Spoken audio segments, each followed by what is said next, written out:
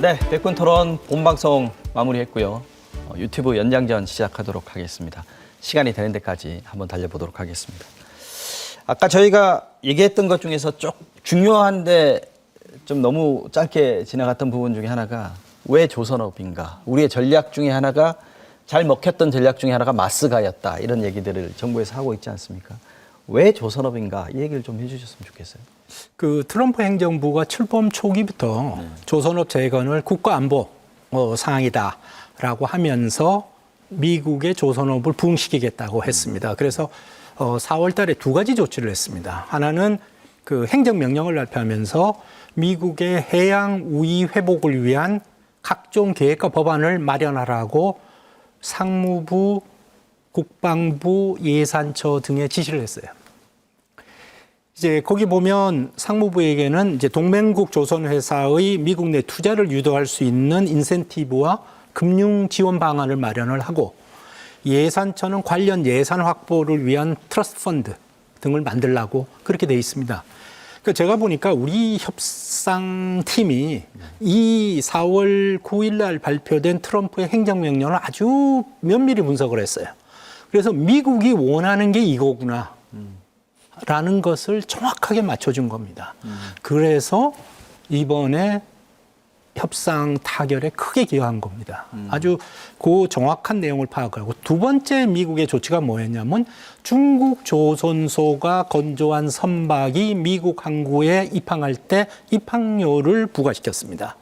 4월 17일 날 조치고 10월 17일부터 부과가 되고 계속 상승합니다. 그건 뭐냐면 중국의 조선업을 규제하겠다는 거거든요. 지금 우리의 조선업이 기술적으로는 우위에 있지만 양적으로는 중국에 지금 점차 잠식을 당해서 도전을 받는 체제인데 우리 조선업으로서는 정말 좋은 기회입니다. 이게 윈윈을 할 수 있는 겁니다. 미국이 기본적으로 1920년에 만들어진 존스 액트하고 매년 국방예산법에 근거해서 군함은 국방예산법에서 외국에 건조하면 못한다고 돼 있고 존스 액트로서 미국 내 운항하는 모든 민간 선박은 미국 내에서 건조되고 미국인에 의해서 소유되고 미국에 등록해야 된다. 이것 때문에 미국 조선업이 망한 겁니다. 그리고 이것 때문에 미국 조선 시장에 우리가 못 들어갔어요.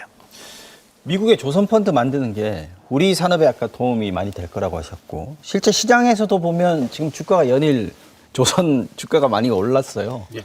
우리한테 왜 좋은 겁니까? 하나오션이 그 한미협상 발표되는 7월 31일 날 하루 동안 13%가 올랐거든요. 아, 사둘 걸. 예. 우리 이제 마켓쉐어를 보면 중국이 한 53% 정도 세계 시장에, 우리나라가 27%, 일본 14%인데 일단 일본은 못 들어갑니다. 자기네 지금 조선업 재건해야 되는 상황이라. 그리고 이제 중국은 말씀하신 대로 철저히 막았고, 그러면은 뭐 이제 이렇게 질문하시는 분들도 있어요. 아니, 그 조선소에 들어갈 돈이면 우리나라의 조선소 도크를 더 짓지. 지을 데가 없어요. 지금 우리 물량은 수주 물량이 한 2, 3년치가 계속 밀려 있거든요. 예. 그리고 또 하나는 이제 말씀하신 그 하이테크 쪽에, 그리고 아무래도 미국 중심으로 흘러가는 그 해운 물류량이 많기 때문에 언젠가 모든 배는 미국에 한 번씩 들어가야 되거든요. 그렇다면 그게 상당히 크고, 그리고 이제 개인적인 생각인데 우리 아까 철강 얘기하면서 철강 50% 관세는 절대 양보를 안 할 것 같다라고 말씀드렸는데 만약에 우리 그 하나오션이 필리조선소 만들었잖아요. 그게 이제 본격적으로 가동이 되면 거기 들어가는 철강을 미국 내에서 조달 다 못합니다. 수입을 해야 돼요. 미국에서 만드는 철강으로는 그 조선소를 다 충당할 수 없다? 지금 미국의 수요를 100이라 그러면 조선소 뭐 모든 것 건설 다 포함해서 90만 충당이 되고 있거든요. 그렇다면 우리가 혹시 이거를 지렛대로 거기 들어가는 그 철강이나 이런 거를 혹시 관세를 좀 깎을 수 있지 않을까. 그리고 그 조선소라는 게 배를 만드는 게 단순히 철강만 용접하는 건 아니거든요. 뭐 예를 들어 엔진이라든가 엄청난 부품들이 들어갑니다. 그걸 미국에서 다 커버를 못 합니다. 커버할 능력도 안 돼. 이미 조선업은 망해졌기 때문에. 그럼 우리가 우리 처음에 이제 미국에 뭐 자동차나 이런 공장 진출하면 처음에 몇 년 동안은 우리 쪽에서 부품 수출이 엄청나게 늘어나거든요. 그러니까 조선업이라는 거는 사실 그런 후방 연관 효과가 상당히 큰 산업이기 때문에 우리가 득을 볼 수도 있는 그런 구조를 잘 협상만 하면, 예, 협상 잘못하면 뭐 말짱 꽝이고요. 그런 좀 득도 있지 않을까 생각이 됩니다. 얼마 전에 상장한 조선 부품회사 오늘 상한 찍었던데 영향이 있는 거겠군요. 유튜브 방송은 이렇게 하는 거군요. 네. 유튜브니까요. 근데 이제 전 세계 물류의 한 70~80%는 당연히 선박이 상선이 실어 나를 거 아닙니까? 네. 우리가 아는 것처럼 미국은 지난 100여 년 동안 그 존스법 때문에 배를 어찌어찌하다 못 만드는 나라가 됐습니다. 그 상선을 만들기 위해서일까? 물론 그러겠죠. 근데 중요한 건 함정이겠죠. 중국과의 이렇게 비단 공급망만 재편되는 게 아니고 사실상 글로벌 갈등 지형이 바뀌고 있지 않습니까? 이런 상황에서 미국이란 나라가 뭐 전투기며 뭐 핵무기 수천 개를 갖고 있는 나라가 함정을 잘 못 만드는 거 아니에요. 지금 MRO 유지보수 우리한테 맡기는 거 아니에요. 물론 미국의 2개 회사가 독점적으로 만들고 있는데 정말 우리 기술력이나 경쟁력에 비하면 턱없이 부족하다는 거 아니에요. 그러면 이제 함정을 가서 만들게 될 건데 어디까지 줄 것이냐. 물량을 어디까지 줄 것이냐. 우리도 기술을 어디까지 이전할 것이냐. 이 부분인 거죠. 기술 이전한다고 했으니까 그렇군요. 또 인력 양성한다고 했으니까 트럼프 대통령은 이 카드를 받았는데 두 분 지적하신 것처럼 분명하게 달라고 할 거예요. 그럼 기술 다 주고 나면 그러면 우리는 이제 뭐 선박 하청 업종이 되는 거죠. 네, 기술 우위를 계속 유지해야 하는데 그 부분이 가장 어려운 부분이 아닐까 싶습니다. 말씀하신 거에 더해서 조금 이제 좀 다른 맥락일 수도 있지만 좀 간과해서는 안 된다라고 생각을 하는 게 예컨대 단적으로 조선 같은 경우는 중국의 마켓 쉐어가 70%예요. 그럼에도 불구하고 절대 미국은 조선은 절대 중국에 맡길 수 없어요. 네. 반도체도 마찬가지죠. 그렇기 때문에 우리가 15% 클럽에 들어간다라고 하는 것은 우리한테는 엄청난 기회 요인이 되는 거죠. 만약에 이걸 갖다가 중국이 아니 만약에 미국이 막아주지 않으면 반도체도 조선도 우리는 그냥 고사할 수도 있는데 바로 중국이 따라올 수 있는데 막아주는 방파제 역할을 한다라고 하는 것은 우리한테 너무너무 중요한 기회의 창이 되기도 하는데 공짜 정신은 없다. 그럼 그에 상응하는 뭔가를 우리가 내놔야 되느냐라고 했을 때 지금 말씀하신 것처럼 우리의 제조업이 공동화될 수 있는 그 심각한 우려를 어떻게 해결할 것이냐. 라는 문제에 공작하는 거죠. 국내에서 정말로 목숨 걸고 10년, 20년 내다보고 제조업을 키우는 노력을 하지 않으면 안 된다. 플러스 실은 중국과의 디커플링을 얘기하는 것은 전방위로 지금 미국이 요구를 하고 있거든요. 근데 이게 유럽에 있는 나라와 한국은 처지가 달라요. 우린 너무 가까이 있고 우리에게 중국은 단순히 경제적인 파트너만이 아니거든요. 그랬을 때 우리가 그에 상응하는 반대급부를 어디까지 내줄 수 있을 것인지. 15% 클럽에 들어간 건 좋은데 이게 사실은 안보 문제와 그렇죠. 연관이 되는 거 아니겠습니까? 나중에 대만과 분량이 다 중국이 있는 전쟁을 거죠. 하게 된다면 지금 그런 얘기들이 많이 나오고 있는데 우리도 거기 같이 엮여 들어가는 거 아닌가? 그 부분은 근미래에 중국과 우리와의 관계에 대한 걱정도 해야 되는 거 아닌가? 뭐 당연한 얘기입니다. 그게 뭐 우리 흔히 하는 얘기로 안미경중이라는 표현을 쓰잖아요. 안보는 미국에, 그다음에 경제는 중국에.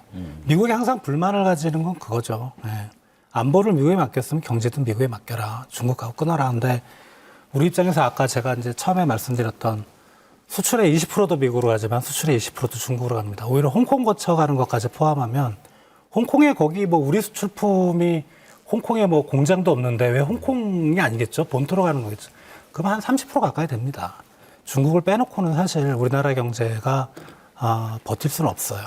근데 그 말을 대놓고 하기도 어렵고, 뭐 그리고 뭐 완전 미국 쪽에 간다 그러면 또 오늘도 중국 그 뭐 어느 연구소 박사님께서 또 발끈하셨더라고요. 뭐 그런 걸 생각할 때 아예 우리는 입을 닫고 조용히 그냥 가운데서 잘 줄타기. 그분이 그렇게 말씀하셨어요. 줄타기를 하는 게 맞는 것 같습니다. 조선 문제 제가 네. 한 가지만 더 말씀드리면 제가 이제 OECD 조선협상에 참가를 해서 그리고 이 통상에서 조선은 굉장히 중요한 겁니다. 이 조선이 선박이 여러 종류가 있습니다. 제일 그 소위 기술이 낮고 한 게 벌크선입니다. 벌크선. 그 위가 컨테이너선이에요. 그 다음이 이제 자동차 운반선, LNG 운반선들이고요. 그 위가 여객선입니다. 가장 수준이 높고 부가가치가 높은 게 크루즈 선박입니다. 우리는 지금 자동차 운반선, 특히 이제 LNG 운반선에서 우위를 가지고 있고 컨테이너나 벌크선은 다 중국에 뺏긴 겁니다. 근데 미국이 조선업을 부흥하겠다는 게 컨테이너선이나 벌크를 만들겠다는 게 아니죠. 적어도 LNG 운반선 이상 수준의 선박을 만들겠다는 거예요. 쇄빙선 같은 거, 특히 네, 하이테크 선박을 얘기하는 거겠죠. 그렇기 때문에 우리한테 기회가 있다는 겁니다. 특히 이제 우리 조선업이 못 들어가는 게 어디냐면 크루즈예요. 크루즈는 전혀 못 들어가요. 크루즈는 유럽이 완전히 가지고 있습니다. 그런데 미국의 높은 기술, 미국이 가지고 있는 높은 기술이 있거든요. 그게 한국 조선업과 연계가 되면 서로 윈윈할 수 있는 측면이 충분히 있습니다. 중요한 것은 그렇게 해서 기술력을 갖고 있더라도 우리 기업이 빠져나가 버리면 우리는 일자리 문제가 일자리가 모든 것이거든요. 경제의 모든 것입니다. 근데 하나라도 더 빠져나가니까 2023년에 이미 바이든 행정부 때 가장 좋은 일자리 많이 만든 나라가 한국이라는 통계가 있잖아요. 2만 개를 만들었다는데 공교롭게 그 해에 2023년에 상장사 30개, 코스피 상장사 30개에서 줄어든 일자리가 전년 대비해서 2만 개입니다. 좋은 일자리가 사라지는 겁니다. 그러니까 조선업이든 뭐든 거기서 잘하면 뭐합니까? 그 나라 사람들 고용하고 법인세 거기서 내는데. 그러니까 고민해야 할 건 두 가지입니다. 하나는 그렇게 나가 있는 기업들에게 이익을 어떻게 가져올까? 이게 일본은 이미 오래전부터 이 문제를 검토하고 있습니다. 그래서 예를 들어 나가서 예를 들어 장가 가서 전화도 잘 안 하는 아들처럼 그 아무 소용이 없는 겁니다. 나가서 돈 벌면. 그런데 배당 수익을 높이면 투자 수익을 높이면 이자 수익을 높이면 그 돈이 다시 환류돼서 돌아오는 부분에 대해서 일본은 오래전부터 고민해 왔고 그러니까 우리 현대차나 도요타를 비교해 보면 굉장한 차이가 납니다. 제일 중요한 거는 우리가 관세 때문에 수출이 줄어서 무역 수지 흑자가 줄어들 것이다. 큰 문제죠. 수출 국가에. 근데 이거보다 더 큰 문제는 그러니까 기업들이 떠나는 겁니다. 예를 들어 우리 한국 GM만 해도 지금까지 왜 40만 대 정도 만드는데 미국에 한 20만 대 정도 수출한다고 하더라고요. 왜 그러면 태평양 건너서 GM 회사가 한국의 부평과 창원에 있습니까? FTA 때문에 와 있는 거죠. 근데 15% 내라 그런다면 돌아가 버리면 부평과 창원의 경기는 일자리가 제일 큰 문제인 겁니다. 이 관세 전쟁에서 제일 우리가 걱정해야 할 건 일자리다. 예를 들어 이번에 교수님 말씀하신 것처럼 이제 현대차 가서 또 210억 불 이런 거 우리 한 번 더 이제 울어먹을 것 같은데 30조입니다. 추가로 투자하는 돈이 30조. 3조 원만 어디 군산에 창원에 구미에 투자한다고 해보십시오. 경제신문에서 일주일 동안 쓸 겁니다. 그렇게 큰 돈들이 뭉칫 돈들이 나가거든요. 그렇게 나간다는 게 뭘 의미하느냐? 일자리가 나가는 겁니다. 한 가지만 더 그러니까 되게 정말 안타깝게 참담하게 생각하는 이유가 한미 FTA가 무력화된다라는 게 어떤 거냐면은 한미 FTA가 있었기 때문에 한국이란 나라가 미국 시장으로 들어가는 게이트 역할을 했던 거예요.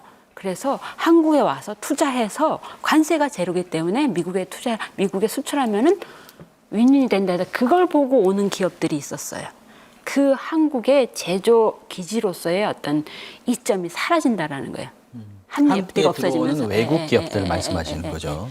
그런 문제가 하나 있고 한미 FTA가 사라진다라고 하는 것은 한국과 미국이 그동안에 양국 간의 경제 협력을 했을 때 어떤 기본적인 템플릿으로 존재했던 것, 그 안에서 실은 우리가 알게 모르게 서로 많이 협력하는 것들에 대한 기본적인 룰이 되어 있었는데 그게 사라진다라고 하는 것들이 갖고 있는 심각한 문제에 대해서 우리가 너무 쉽게 다른 나라와의 비교를 하면서 이걸 너무 쉽게 간과해 버리는 건 아닌가. 물론 어쩔 수 없었어요. 우리가 힘이 딸려서 미국에 의해서 거의 할 수 없이 뺏김을 당했지만 이것을 좀 더 심각하게 고민할 필요가 있다. 단순히 무역만의 문제가 아니라 투자 측면에서 심지어는 중국 기업도 한국에 왔었어요.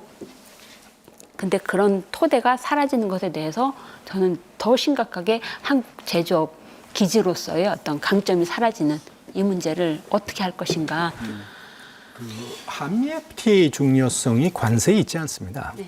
그 당시 한미 FTA 협상할 때 미국에 우리가 수출하는 공산품의 평균 관세율이 2.5%를 넘지 못했어요. 2.5%가 중요했던 게 아닙니다. 그때 저희가 정부가 강조했던 거는 한미 FTA 통해서 우리 규제 정책의 투명성과 예측 가능성을 높인다는 것이 가장 중요했습니다. 그래서 한국 경제의 체제를 성진화시키겠다 하는 게 중요했거든요. 그래서 저는 한미 FTA가 무력화됐다라고까지는 이야기를 한미 FTA 자체가 무력화된 게 아니라 말씀드린 대로 2차 대전 이후에 형성된 국제무역 체제 자체가 지금 완전히 바뀌는 것이지 특별하게 한미 FTA만 무력화되는 그런 상황은 아니다는 거고 아직도 한미 FTA는 유효하면서 우리의 투자를 대미 투자를 보호할 수 있는 메커니즘도 가지고 있고요.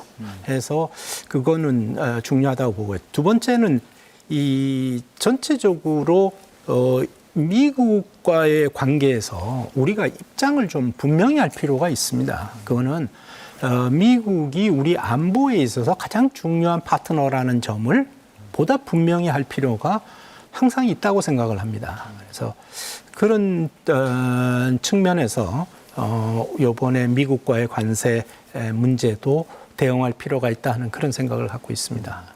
저희가 지금 한 16분 정도 유튜브 연장전 시작한 지 16분 정도 지났는데 이 얘기 한번 제가 궁금해서 한번 여쭤볼게요. 사실 저는 이번 관세 협상에 대해서 극찬하는 평가도 있고 이거 정말 맞나 하는 평가도 있거든요. 양극단으로 좀 갈리는 느낌도 있었는데 그래서 사실 시장의 반응이 좀 궁금했어요. 우리 주식시장은 어떻게 평가하나. 근데 금요일 날 바로 주식시장이 한 3% 정도 빠졌어요.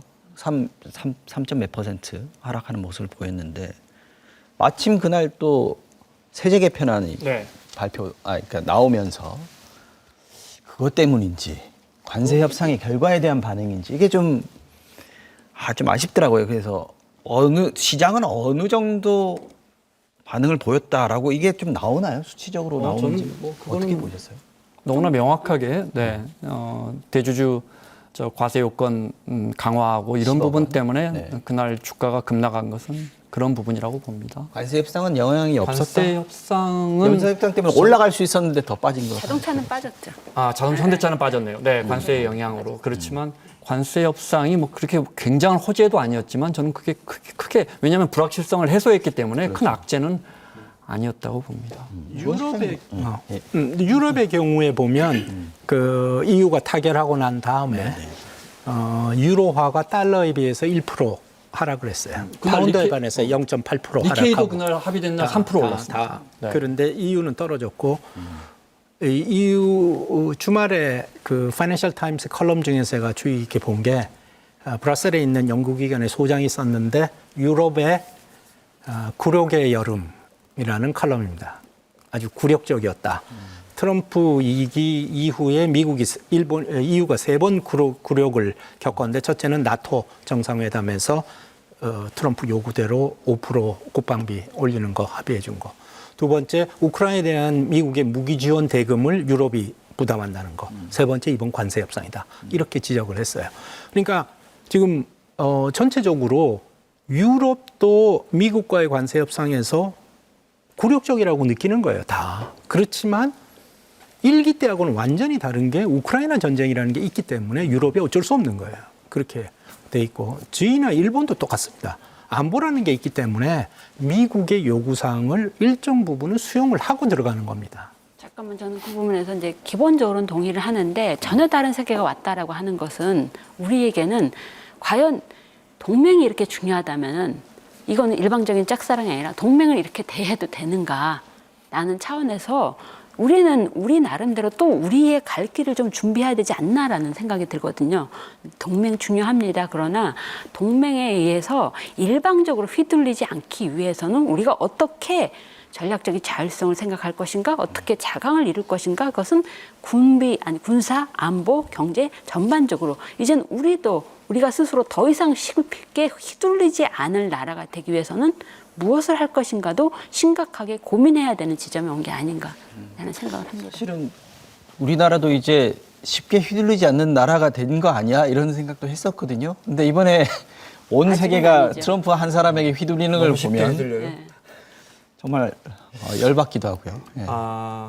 그게 현실이에요. 현실이죠. 그건 동맹에 현실입니다. 대해서 교수님 말씀하신 것처럼 주한미군이나 이런 게 안보에서 우리가 차지하는 영향 결코 간과해서는 안 된다는 건 너무나 당연하지만 그렇지만 동맹이라는 건 바라보는 적이 같아야 합니다.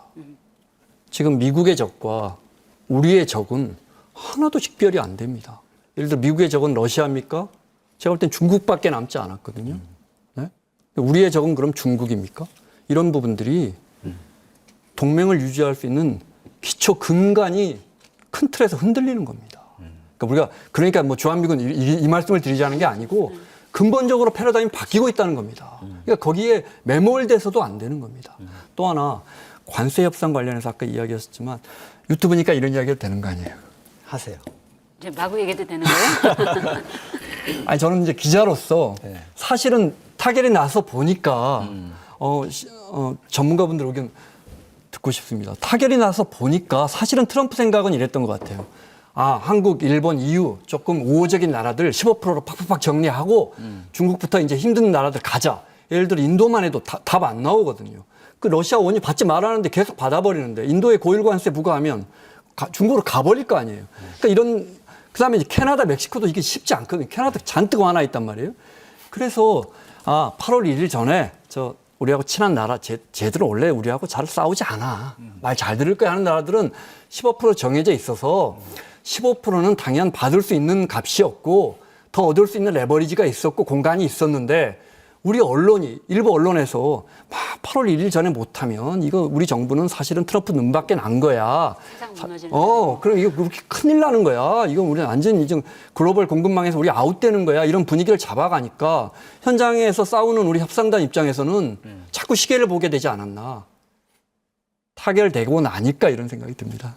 본방에서 얘기하시지 그러셨어요. 네, 저희가 22분 지났습니다. 이제 유튜브 연장전도 마무리할 시간이 됐습니다. 관세 협상 참 어려운 문제고요. 우리 정부가 최선을 다했는데 그 결과를 어떻게 평가하는가 시간이 또 얘기해 주는 부분도 있을 것 같습니다. 한미 정상회담 잘 준비해야 될 것 같고요. 마무리하겠습니다. 늦은 시간까지 시청해 주신 여러분 고맙습니다.